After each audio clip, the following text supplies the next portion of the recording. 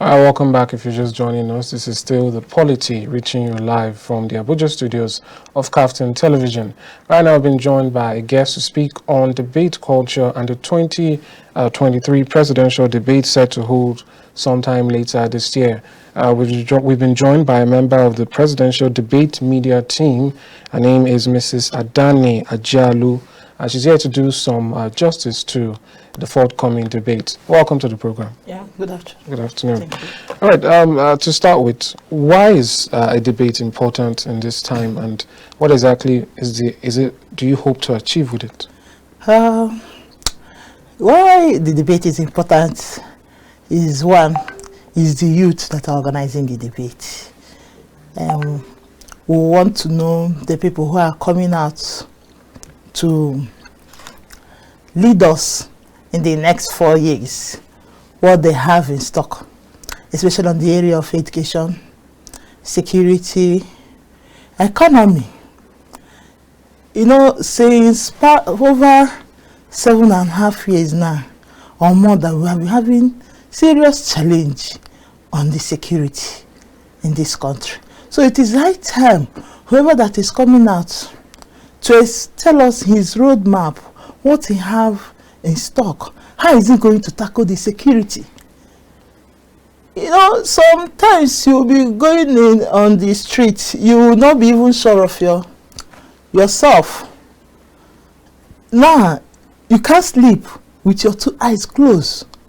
What are you coming to do? Tell us what you have. What are you coming to do to this country, especially in that area? Security, economy. You will see our economy is nothing to write home about. You tell us how you are going to handle them. At least we will know that yes, tomorrow we will hold you responsible if what you say to us is not what you are doing. If we see contrary to what you tell us, we'll be able to say, come out tomorrow and come to TV or whatever and say, you promised this to us and this is what is happening. And the youth now wants to be the ones in charge. They say we are the leaders of tomorrow. That tomorrow is today. So we want to start now. And the area of education, that is one of the areas that any government that is coming in should look into. Now, it's not up to 2 or 3 days. I registered about 4-5 students in this University Basic Education. My brother, I spend a lot of money. Okay, how can you tell me that a woman that is flying Accra, how can she send the children to the school, ordinary secondary school, and you'll be spending? So whoever that is coming tomorrow should, why we are organizing it, is we want you to come out and tell us this is what you are going to do to Nigerians, especially the youth, so that tomorrow we can know if anything go contrary to it, we will know who to hold responsible. All right, based on that, your last statement there, some people believe that there are persons who are sweet talkers. They know how to sell you on an idea, but they might not have the intention or the capacity to carry it out. So when a debate is happening and someone is speaking very well, quote unquote, he might win the debate. But what is the guarantee that, you know, he would do better? How can people really judge and not just judge based on the way they've spoken, but truly on their capacity? You are not just coming to sell yourself to us. You are not just coming to tell us what you have in your manifest. This time around, this is our second time of organizing it, and this time around we are prepared. At the end, we will have your tape. You cannot just come and promise us what you know you cannot do. If you know you cannot do it, there is no point of coming to run for an election. We have a serious challenge in this country. And you want to come and tell us that you are coming out, you speak after your big grammar, we will clap for you, and tomorrow you will go to the Aso Rock and start misbehaving. It's no longer that time. That time has passed. This time the Nigerian youth has woken up. They are ready to take back their country in their hand. So the time for sweet talk has passed. We are no longer in that era. This time around is talk and do. While we concentrated on this national presidential, why we are doing the presidential debate, because they are the president is the main person. If not, we want to do both the House of Reps, governors, and it's not late. We will still go to that, so that let's know what we are doing in this country. It's not that tomorrow somebody who is pushing wheelbarrow maybe jam money and come out and say that he wants to start ruling us without having anything upstairs. What are you coming to offer? We don't need sweet talk this time around. We don't need your manifesto. They will go and call consultants. They will write 100, 7-point agenda, 20-point agenda. At the end of the day, once they cannot, even one of the agendas they gave us, they cannot do it. They cannot say let them implement in one of the agendas they bring to the public. It's not. This is not campaign. You are not coming to campaign to the public. You are coming to tell us what you are going to ask Rock to do for us. You are not coming to campaign for us. It's not campaign. All right. Now, there's an issue of a level playing field. Some persons always believe that they will be the ones attacked. Usually the ruling party or the major opposition, they feel that the heat will be directed at them. How can you respond to that and say that it will be a level playing field for all candidates? No, it's going to be a level playing field. We don't have anybody in mind. We are not ready to attack anybody. Who are we going to attack? No. Well, for the fact INEC has published your name as a candidate of a political party, come. We have written to all the candidates and we have good response from them.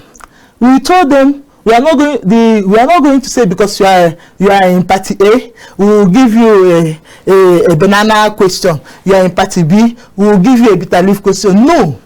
Everybody is going to ask questions based on what you said you are coming to do. We will ask level. There are going to be a level. No, there are going to be a level playground. We are going to. Why we do Pasha? Why we are even doing the level playground? Because you will find out that there are some political parties that you don't to hear their name, but their candidates are even the ones that have things upstairs. So you that they hear your name at the end of the debate or tomorrow, you are the one that win. You will not be able to go and call this your brother. Come, let's work together and fix Nigeria. Understand? So it's not. We are not going to. No. It's going to be an equal. Playing ground, yes. All right, now let's talk about the preparations. You are one of the members of the team. Yeah. How has it been? Have there been challenges? You know, obviously such an event would also require funding and all that. How have you managed all that? There have been challenges. If I say there is no challenges, but God is in control. Funding, yes. We are trying our best. Nobody, the youths are the ones sponsoring this event. We are not expecting any political party or any candidate to come and sponsor us. No. We are the ones that is doing it. Nobody, for now, as it stands now, we are trying. The preparation is going on. We are almost 85% ready. Understand? The preparation is going on well. We are doing it. There is not too much challenge. That's with God that we cannot handle. All right. Now, you've mentioned something about the response you've been getting from candidates. I'd like to elaborate a bit more on that.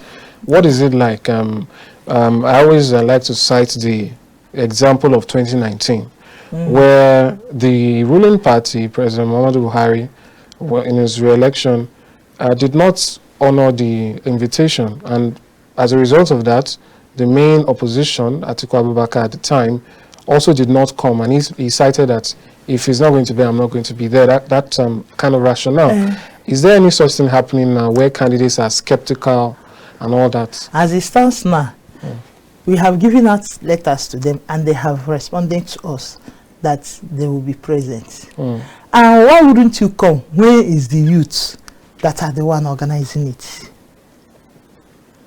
That means if you did not listen to us now, tomorrow if you get there, you will not listen to us. So to me, their response so far is encouraging. Understand? And anybody who did not come, wherever you are, even if it's on that day of the election, you will still answer our questions. You will still come out. If you can go and campaign with your party, they will call crowds, talk to them, do everything. So why can't you come and answer questions? Should come and answer the youth. The youth are made up of how many percent in this country? And that day is the youth that are going to vote for the election on that day.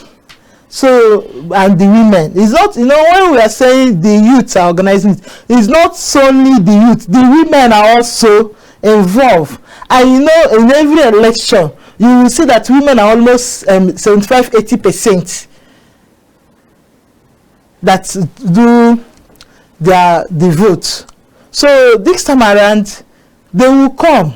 This is not a media debate that one media organization or the other will organize, and they will say that after all they will know it's the youth that are organizing this one, and nobody is sponsoring us.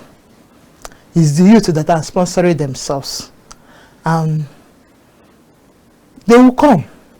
If you didn't come, we'll come to television and tell the whole world that we invited you for our debate to come and tell us all the 20 points, all the 7 points, all the 10 points that are in your manifesto, your agenda. You didn't come to explain to us how you are going to tackle them. Some people are saying that they are unifiers now. It's already on your 7-point agenda. You will come and tell us how you are going to bring the Yorubas, the Igbos, the Hausas that are in now, you bring them together and will become one like before.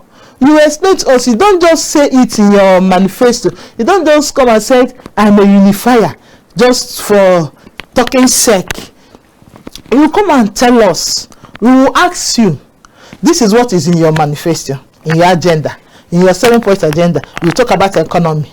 You explain to us our economy that is down, how you are going to boost it. Our economy that is nothing to write home about, because if you go to market now, a bag of rice is all local rice is almost 40-something thousand naira. While last 2 months it was 29,000 naira, and this month is almost 48 to 49,000 naira. You come and tell us how you are going to boost it. You will go to market today with 50,000. You will be surprised when you buy 1 or 2 things. You will be asking yourself, am I sure that I came to market with this money? Understand? So you come and tell us how you are going to boost our economy. You come and tell us how you are going to fight this insecurity, because that is one of the challenges. It's not a matter of fighting it in your 7-point agenda. How are you going to fight it? You will tell us your mechanism. You will tell us, yes, we are going to fight. I'm going to fight insecurity. I have, because now whoever that wants to be the president should have his people down, the people you are going to work with. That you tell us the technicalities. You tell us that I have 1 or 2 people down already. Once I take over, I'm not going to spend 6 months before I start appointing ministers. Once I take over, this is what I'm going to start immediately. All right. Now for the next question. I'd like to give a background of the way debates are seen elsewhere. We know that in America and other places, debates are highly, the people look forward to it a lot.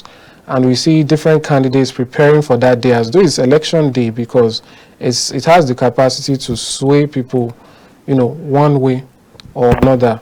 So it's something that people really look forward to. But in Nigeria, how would you rate it? Do you think people are really looking forward to debate, and do they know how important it is and how it can sway people's choices?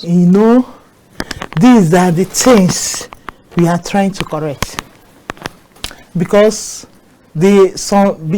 past years they just see debate as something that they will only come and they will ask questions and they will say whatever that is in their mind, and they will go. And tomorrow, newspaper will start telling us different type of things. That is the way. But this time around, like the way the US during their debate, people rush, even Nigerians, everybody wants to put on CNN, everybody wants to watch whoever that is going to be the next president, what you are going to say. That is what the youth, that is the culture we are trying to bring to this country. That is why we are having a rally. On 17th of November, we'll be having a rally to let the public know that something like this is coming up. By next month, 17th, yes, we will be having rallies in the whole country, not only in Abuja. As it's happening in Abuja, it's happening in Lagos, it's happening in Imo, it's happening in every part of this country. To let you know, to alert you that debate is coming up. Watch it, so that tomorrow you can be able to hold whoever that is going to occupy the seat tomorrow responsible if whatever he or she said on that day is not what is happening. You can bring a clip of what he or she said on that day and said, but sir, you promise us that you are going to tackle security in 1 month or 2 months. What is happening? Since that time, nothing has happened. So that's why we are having the rally before the debate on 17th. Right. Just finally now, as much as you can, the details of it, when, where, how, how people can access it and all that, so they are ready for it. Yeah. When, for now, our proposed date is 10th of December, 2022, at Merit House, Metama. You can access. We have tickets. It's not something you just come because of the same security we are talking about. We have tickets available. I believe in 1 or 2 days we will start advertising the tickets. In case if you want to come, you can be able to get a ticket and we'll register you. We'll have your details in our system. Yeah, for now how. What about the viewing?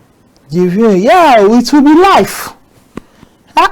Both NTA, AIT channels, KAFTAN television, all the Nigeria TVs is going to be live on that day. Wherever you are, even if you can't make it, you can't come. Once you are in your house, all we need to do is to tell you this is the time.